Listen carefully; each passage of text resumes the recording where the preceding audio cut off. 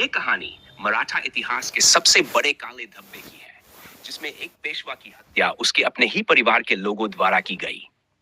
30 अगस्त 1967 को यह घटना घटित हुई, जब रघुनाथ राव ने अपने भतीजे और 22 वर्षीय पेशवा नारायण राव की हत्या कर दी थी।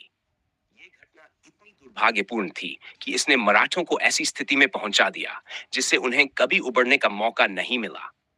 तो क्या ये सिर्फ सत्ता की हवस थी, या फिर कुछ और कारण थे जो रघुनाथ राव को इस हत्याकांड तक पहुंचने पर मजबूर कर रहे थे?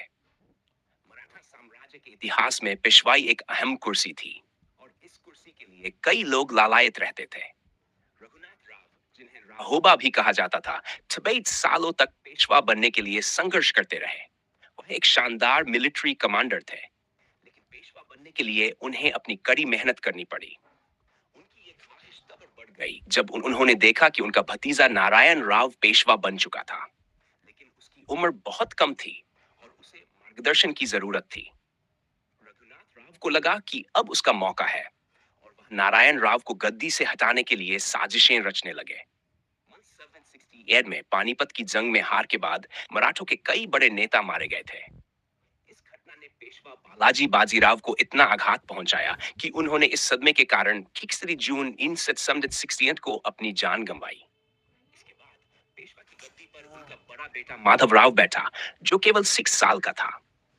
इसके बाद रघुनाथ राव की भूमिका महत्वपूर्ण हो गई, क्योंकि माधव राव को राजकाज में सहारा देने की जरूरत थी।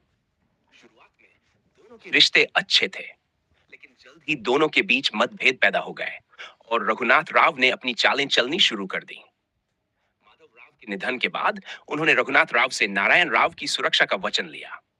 रघुनाथ राव ने शपथ ली, लेकिन सत्ता की लालसा में उन्होंने नारायण राव को मारने की योजना बनाई। ये साजिश उस समय पूरी हुई जब नारायण राव की हत्या 28 अगस्त 17 को की गई और रघुनाथ राव ने खुद को पेशवा घोषित कर दिया। हालांकि मराठा सरदारों ने उसे पेशवा नहीं माना और नाना फडणवीस ने रघुनाथ राव के खिलाफ विद्रोह किया। रघुनाथ राव की हार हुई और वह सूरत भाग गए, जहां उन्होंने अंग्रेजों से संधि की। फिर भी वह कभी भी पेशवा का पद प्राप्त नहीं कर सके। इसके बाद मराठों और अंग्रेजों के बीच युद्ध हुआ और अंत में मराठा साम्राज्य का पतन हो गया। ये कहानी एक साजिश, सत्ता की भूख और इतिहास के एक काले पन्ने को उजागर करती है, जिसने मराठा साम्राज्य के अंत की कहानी लिखी।